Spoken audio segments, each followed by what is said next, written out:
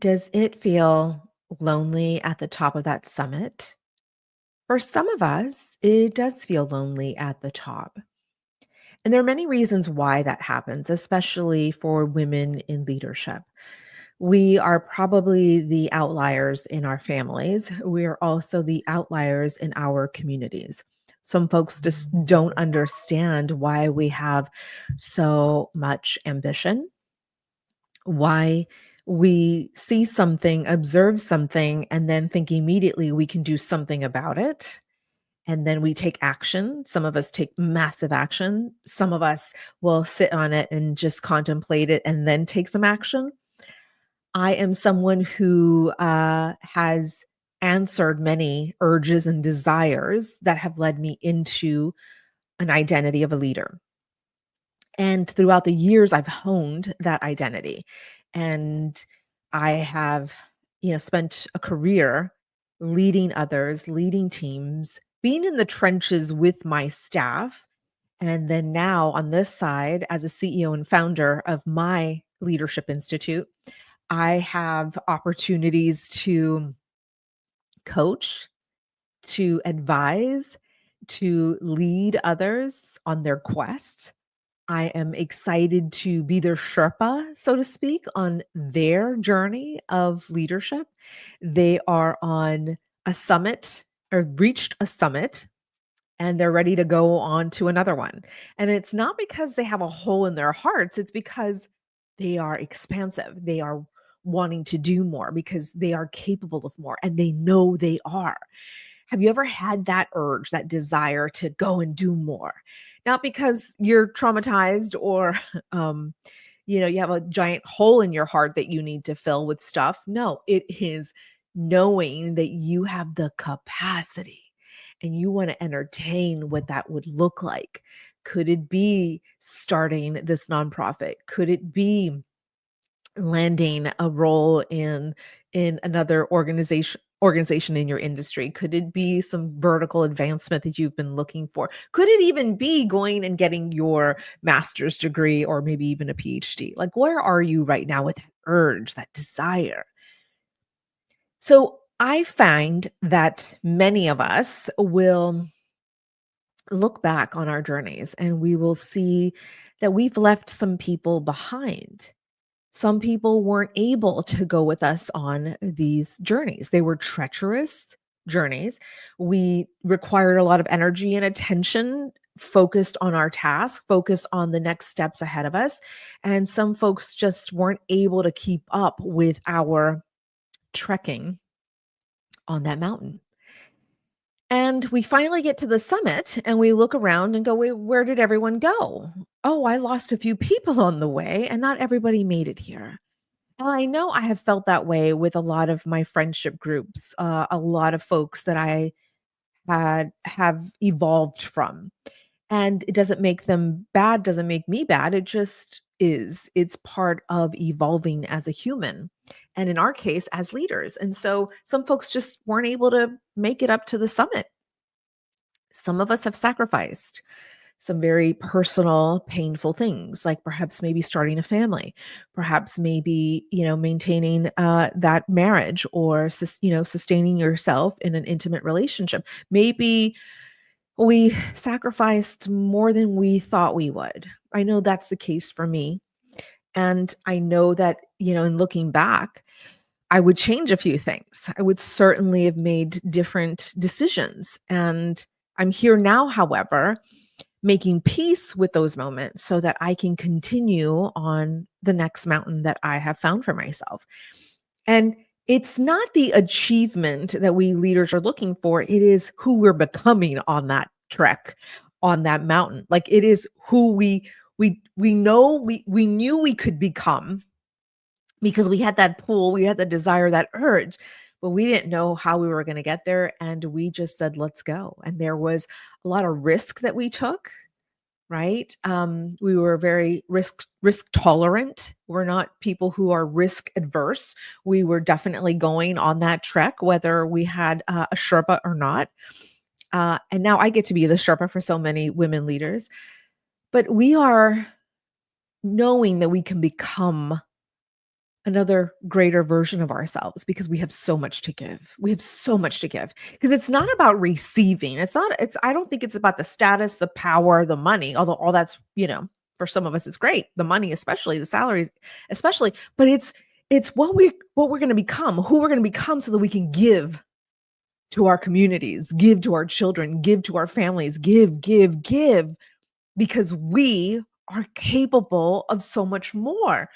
And so we find ourselves at the top by ourselves. And I bring this conversation up because we are celebrating Women's History Month. It's the month of March. We have International Women's Day that we're celebrating. And by the way, I'm throwing a virtual party of all parties. Listen, I can't invite you to my house, at least not yet.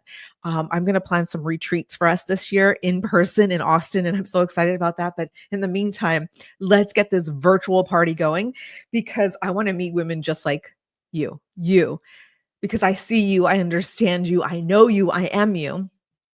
And I know that it can feel lonely on that journey, and especially when you get to summit.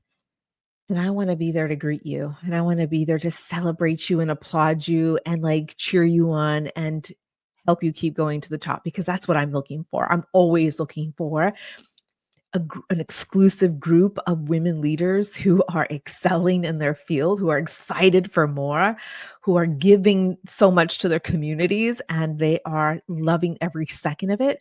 They are energized, they're full of life, they are whole, resourceful, and totally complete within themselves. And those are the women that I want to invite into this party because I know it can be so lonely at the top. I've lost a lot of folks along the way, have sacrificed a lot of relationships, have sacrificed some of my personal goals for the sake of some other achievements. And that was early in my youth. I'm now so much more wiser and more mature. And now I always ask myself, is this going to be fun? Is this going to be simple? Is it going to be fun? So I know some things are hard, right? I mean, simple and easy are very different things. Simple is here's a clear path, and we may hit some rough patches, but it's simple enough to get to the summit. Easy is minimum effort, and I know that on that mountain there is a lot of effort, but it's effort that I want to give because I can give so much more. I'm sure you feel the same because we know it's not going to be easy, but it's simple enough to get to that summit. And so I am excited about the women out there who are on their journeys, and I want to celebrate you. And so I want to invite you to a party. Like I said, it is a virtual party. It's a party of all parties. I'm so aching for a good party. And it's a 3-day party, by the way. It is 1 hour a day. It's going to start at 7 p.m. on Tuesday, March the 18th. So that's coming up really quickly. Then we're going to meet again on Wednesday at 7 p.m. and then that Thursday at 7 p.m. So same Zoom link, same crowd, a whole lot of energy, a whole lot of respect, a whole lot of reverence for each other's journeys. So it's a party, and it's called the State of the Union for Women in Leadership 2025, because we're going to talk about how far we've come, who we are today because of it, and where we're going. Because we're all visionaries in that room. We will all be visionaries in that room. If you call yourself a leader, whether you have a formal title or not, whether you are a CEO founder like me, or you are a small business owner, or you are a service provider, or you are a manager, supervisor, director, VP, chief executive, whatever, wherever you find yourself, even a nonprofit leader. I mean, I can go down the whole list of titles, but if you call yourself a leader and you want to celebrate yourself first and foremost and other women in the room, then this is where you belong, because it doesn't have to feel lonely. Loneliness is a feeling, and it comes from the thoughts that you're thinking about.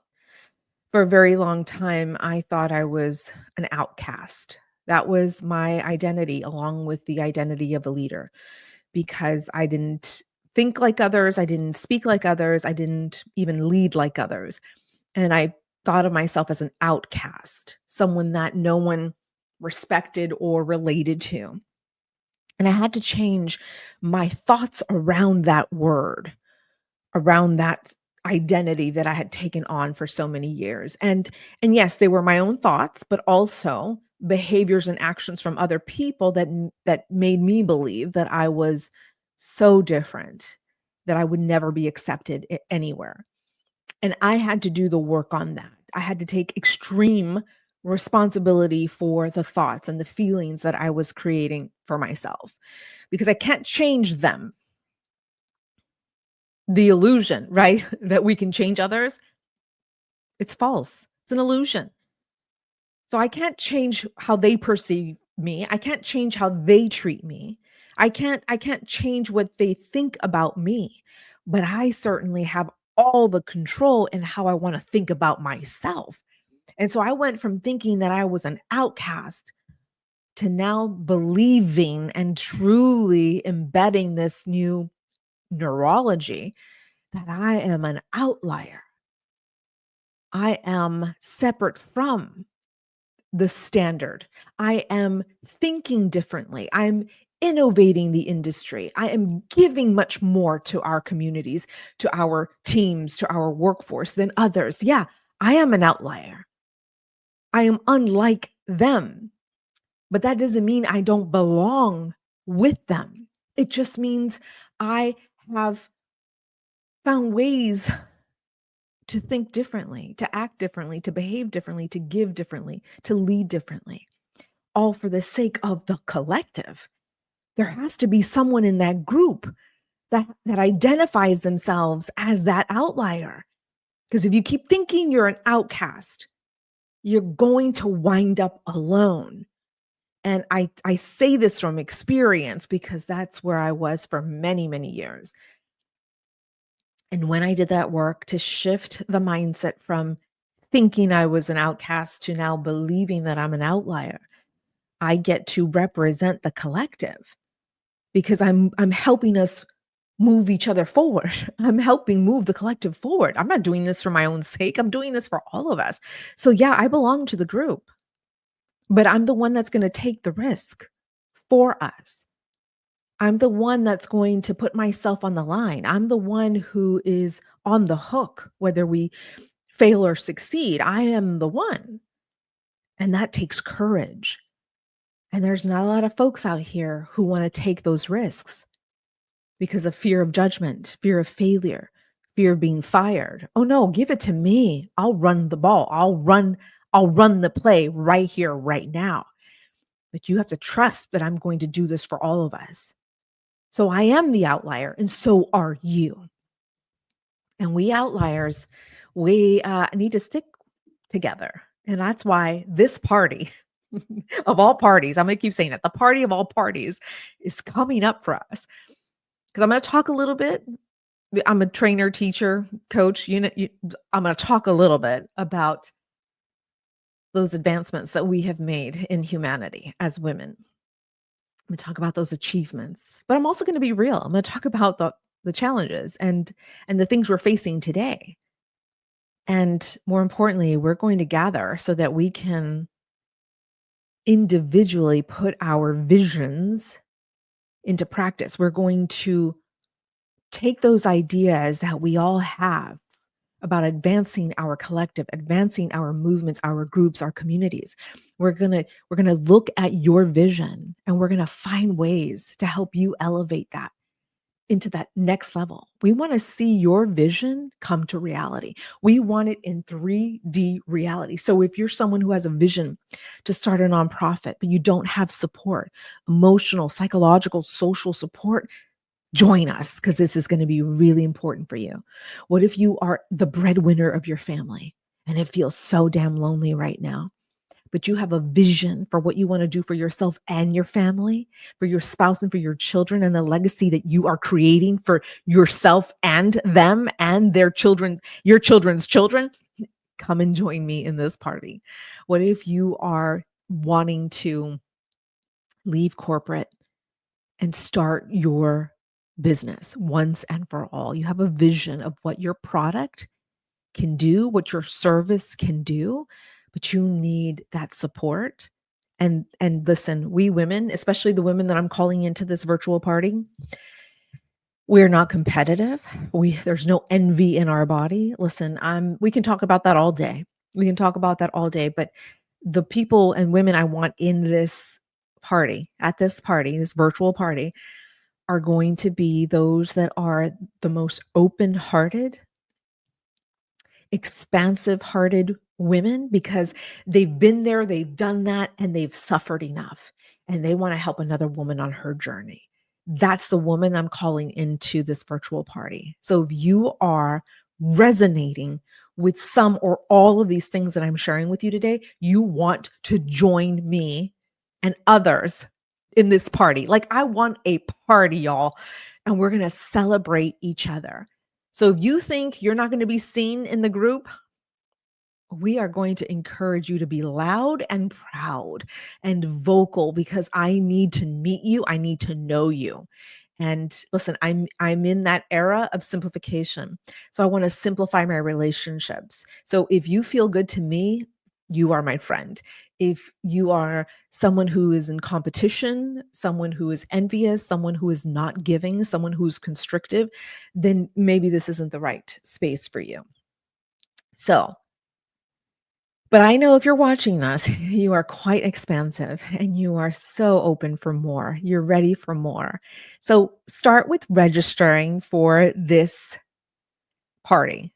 Again, it's called the State of the Union for Women in Leadership 2025. Yeah, we're going to talk. I'm going to talk a little bit, but I'm going to celebrate mostly. I'm going to celebrate you and all of us in this collective. And then I want for you to forward that registration link to all of your friends. Invite at least 5 incredible women. Be selective with who you're inviting. Like, don't just send this all willy-nilly. I want some quality friends in there. And so be particular with who you want to invite into this party. So you register for yourself first and then send that link off to 5 other incredible women, because you don't have to feel lonely anymore. You have a collective of incredible women leaders in all industries, all over the world, who are ready for more, ready to open their hearts, ready to open their minds to helping another woman on her journey. But we're going to do a lot of celebrating in there, because I don't want for you to feel lonely anymore. You're an outlier.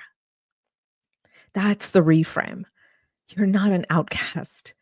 You're different. You always have been. You know you've been different since you were a little girl. You know you are different. And it's now time to celebrate the outlier. And we get to do that all month long. And then you get to do that at my party. So join me ASAP. So we're going to make sure we have the link to register in the show notes, in this video podcast episode, wherever you're watching this, you're going to get that link so you can register right away. All right, leader, I'm feeling you right now because I'm so excited to meet you, to serve you, to help you, and to support you on your journey, because we have another summit to reach. We do. We have another summit. You have yours, I have mine, and then we have a collective summit that we are reaching together. And the more incredible women that we bring into this space, ooh, the transformation that we can each individually do is incredible. But can you imagine as a collective what we can change for our communities, for our families, for our children's children? It's absolutely astonishing to me.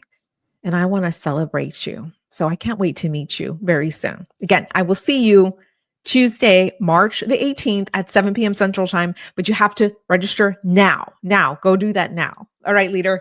I'll see you very soon.